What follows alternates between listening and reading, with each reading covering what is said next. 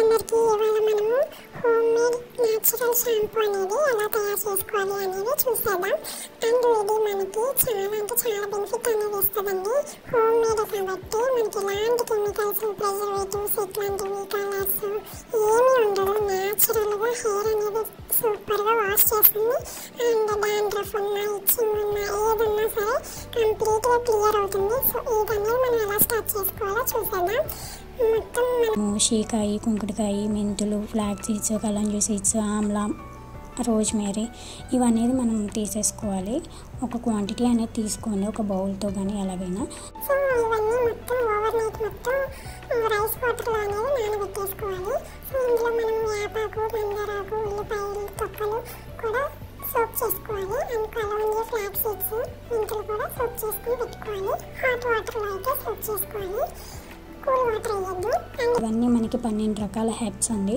అంటే ఆకులు, కరివేపాకు, గోరింటాకు, మందారాకు, మునగాకు, మందార పువ్వులు, మందార ఆకులు ఇవన్నీ సోప్ చేసుకున్నాం కదా. అది అనేది మనము స్టవ్ మీద పెట్టేసుకొని మినిమం 20 to 30 minutes అనేది హీట్ చేసుకోవాలి, బాయిల్ చేసుకోవాలి, బాగా మరిగించుకోవాలన్నమాట, అందులో ఉన్న సారం అంతా దిగేదాకా. సో ఇప్పుడు మనము ఈ ఆకులు అనేది శుభ్రంగా నీట్గా కడిగేసుకుని, డస్ట్ ఉంటుంది కదా, శుభ్రంగా నీట్గా కడిగేసుకున్న తర్వాత దాన్ని అనేది మనం మిక్సీ జార్లో వేసుకొని పేస్ట్ అనేది చేసుకోవాలి.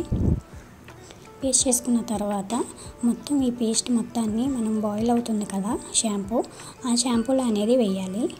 మొత్తం ఆకులన్నీ మిక్సీ పెట్టేసుకుని ఆ బాయిల్ అవుతున్న షాంపూలు అనేది మిక్స్ చేసేసుకుని మినిమం 20 to 30 minutes మొత్తం బాయిల్ అయ్యేలాగా చేసుకోవాలి. ఫ్లాక్ సీడ్స్, మెంతులు కూడా బాయిల్ చేసుకోవాలి. అండ్ తర్వాత కలంజీ సీడ్స్ యాడ్ చేసుకోండి లాస్ట్లో.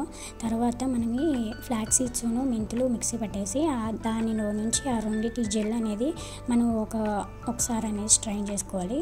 తర్వాత మనము ఆమ్లా రీటా ఇవి షాంపూ అనేది ఉడకపెట్టాం కదా, అది కూడా మనము స్ట్రైన్ చేసేసుకున్న తర్వాత ఆ వాటర్ని స్ట్రైన్ చేసి పక్కన పెట్టేసుకుని నెక్స్ట్ అది ఆ పల్పు కూడా మనము స్ట్రైన్ చేసేసుకోవాలి. సో నెక్స్ట్ ఇట్లా మనము ఆ పల్పులో నుంచి కొంచెం షాంపూ అనేది ఉంటుంది కదా, అది కూడా ఒకసారి స్ట్రైన్ చేసేసుకోవాలి. ఇలా 4 to 5 times అనేది మనకి స్ట్రైనింగ్ ప్రాసెస్ అనేది ఉంటుంది. అంటే పద్దాక వడగట్టడం అనేది ఉంటుంది బాగా.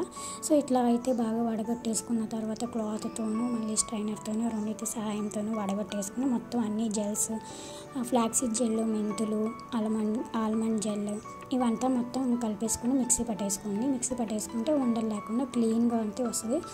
మొత్తం స్ట్రైన్ చేసుకున్న తర్వాత 3 నుంచి 4-5 గంటలు ఒక పక్కన పెట్టేస్తే ఆ నురగంతా పోయి మనకి షాంపూ అనేది వస్తుంది. సో ఇదేనండి మనకి న్యాచురల్ షాంపూ, చాలా అంటే చాలా బాగుంటుంది.